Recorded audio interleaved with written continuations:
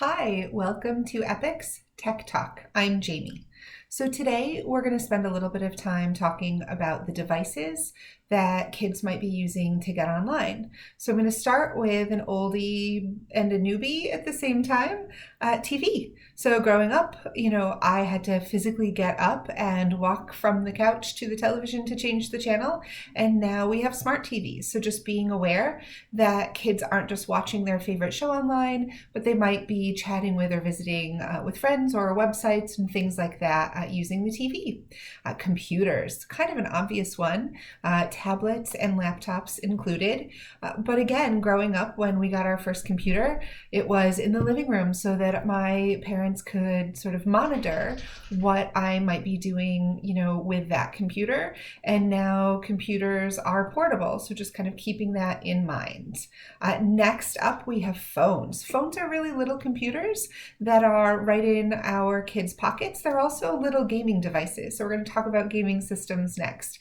So just making sure that you are aware of what your kids are doing using those little tiny computers in their pockets that also make phone calls sometimes is really, really helpful. So gaming systems, again, long gone are the days where Mario is just hopping on a mushroom or absorbing a mushroom to try to rescue the princess. It's been a minute. I can't quite remember. So games are now interactive, and kids and adults alike can play with people from all over the world and chat with people that they've never met. And there's some real positives to that. But it's also just something to be aware of.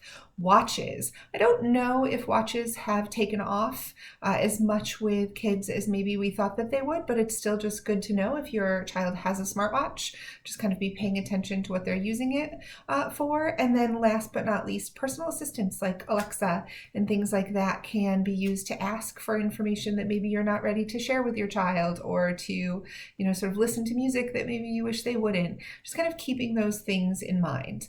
What I encourage families and kids and adults alike to do is, if they don't know something about technology, Google is awesome, right? Google it. Google if you don't know, and I need to read this because I don't have teenagers in my home, an NVIDIA Shield Pro.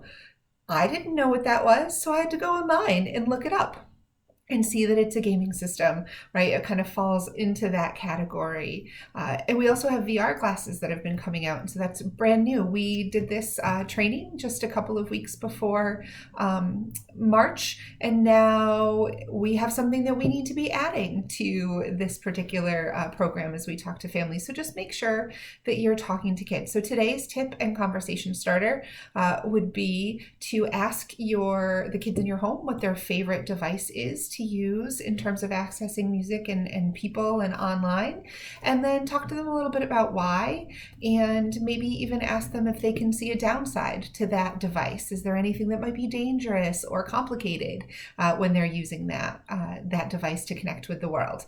So thank you for joining us for Epic's Tech Talk. For information about Epic and our programming, please visit our website at epicforchildren.org. Have a great day.